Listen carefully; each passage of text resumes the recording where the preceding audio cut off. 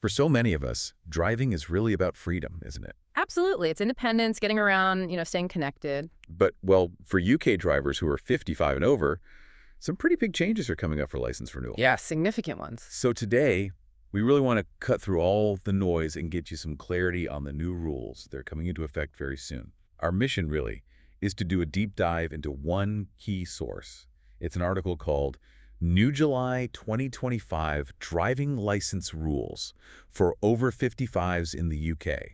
Full update inside. Yes, from FISA published August 5th, 2025. That's the one. We're going to pull out the really important bits from this article, make sure you're fully up to speed and understand not just what's changing, but maybe crucially why. And understanding that why is key, I think. These new rules, they're part of a bigger effort by the DVLA, that's the Driver and Vehicle Licensing Agency, and the Department for Transport, the DFT. Their goals are fundamentally about modernizing how drivers are assessed, definitely boosting road safety, and also making sure there's better, more consistent monitoring of health and ability for older drivers in the UK.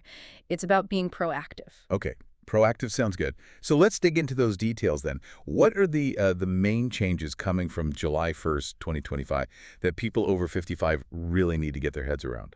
Well, the article points to three main areas, sort of three pillars of change. First, the renewal frequency, how often you renew, that's shifting quite a bit. Okay. Second, there are new and sort of tougher requirements for medical checks. And third, stricter vision standards are coming in. And what's really catching people's eye is that while a lot of these checks used to kick in around age 70, that threshold is now dropping to 55 in certain situations. Wow. Okay. 55. That does sound like a big shift straight away. Yeah. So first up then, this renewal frequency.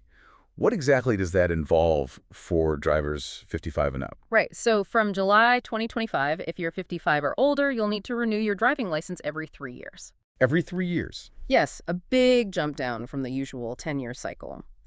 The DVLA's aim here is pretty clear. It lets them check in more often to see if older drivers are still medically and physically fit to be driving safely. Think of it like more regular check-ins, basically. More regular check-ins, okay. Now, besides renewing more often, the article really flags something else that's causing, well, a bit of a buzz. The vision assessments. How are they changing? Yes. This is a big one.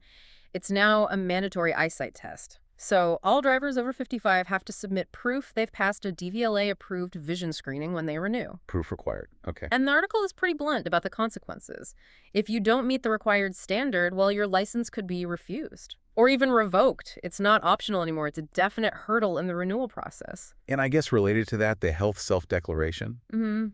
That sounds like it's getting tougher, too. What should people expect there? That's right. The health declaration part of the renewal form is going to be much more detailed, more specific. For certain conditions, think diabetes, heart disease, sleep apnea, neurological issues, that kind of thing.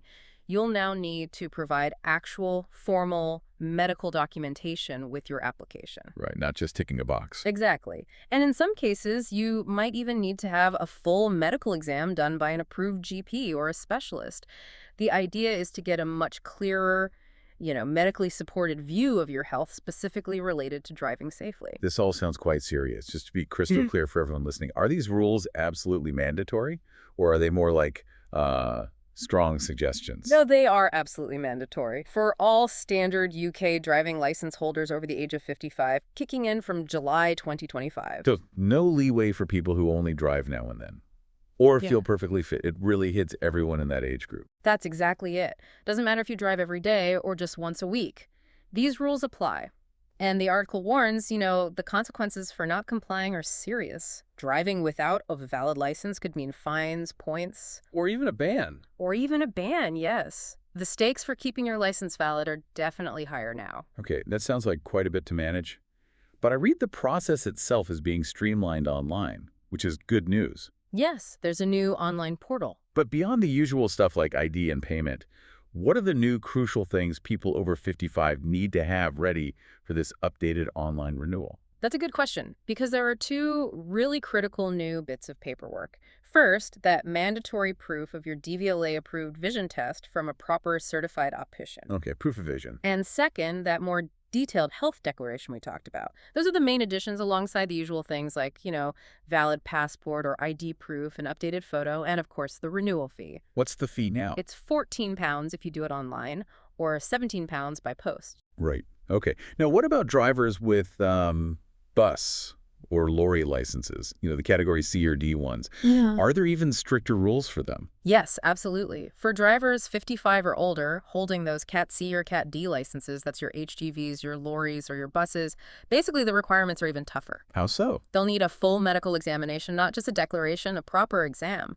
This includes things like blood pressure checks, hearing tests, maybe even an ECG screening to check their heart. Wow. And on top of that, for these drivers, the renewal becomes yearly, every single year, instead of the old 5-year cycle. So yeah, a much more frequent and in-depth check for professional drivers. Okay, yearly. So let's get back to the why. Why this big shift, moving some requirements down from age 70 to 55? What's the ultimate thinking behind it?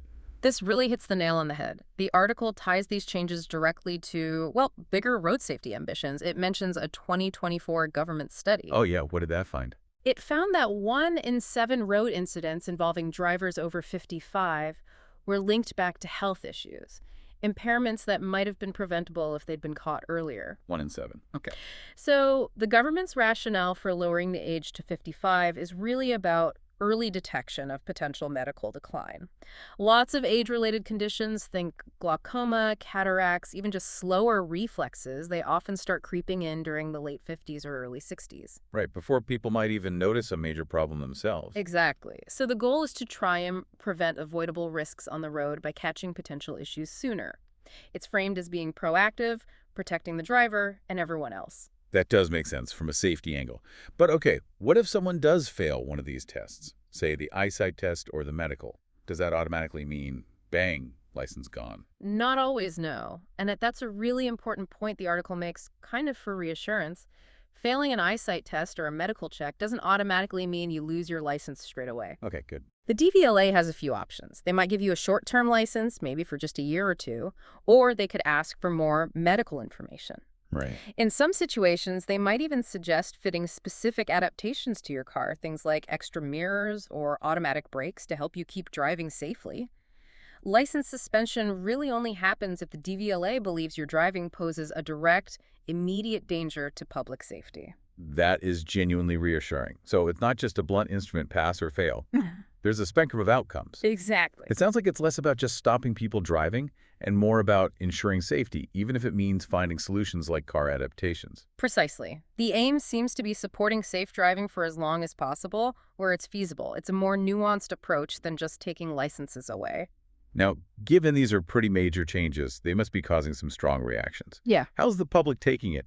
Does the article cover the arguments from different sides? Oh, definitely. You're right. There's a clear divide. Road safety groups, as you might expect, mostly see it as a positive move for safer roads.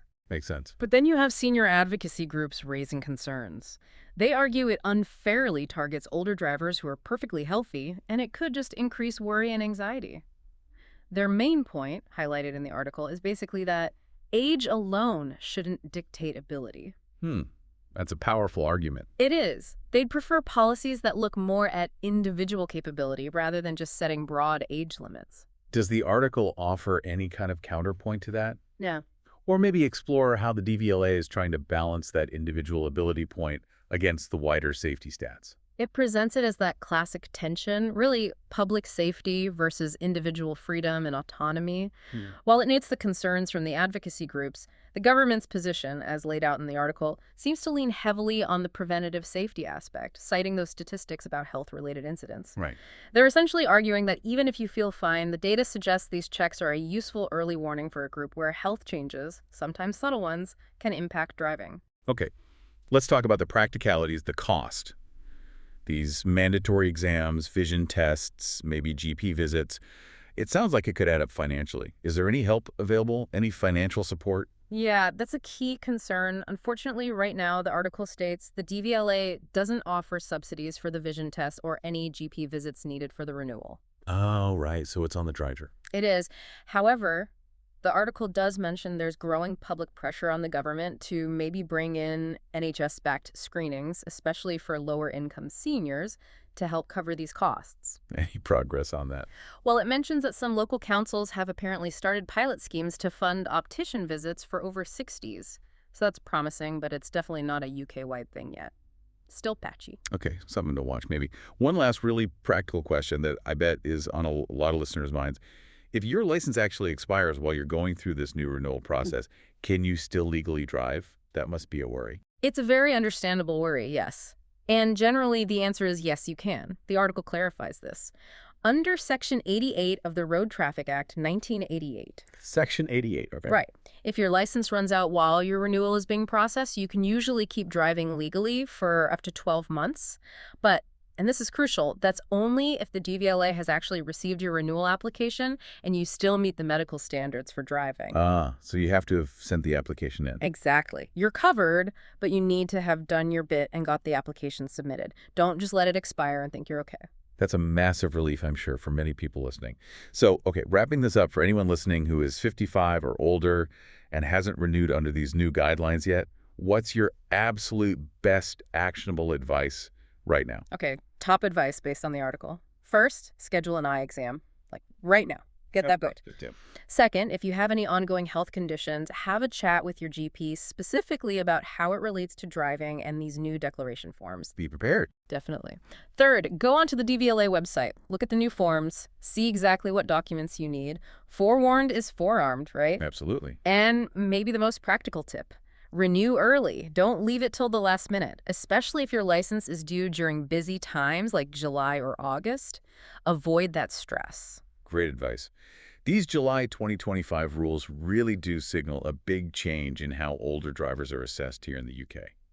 It's certainly a lot to absorb, but, well, really vital info for staying safe and legal on the roads. It really is.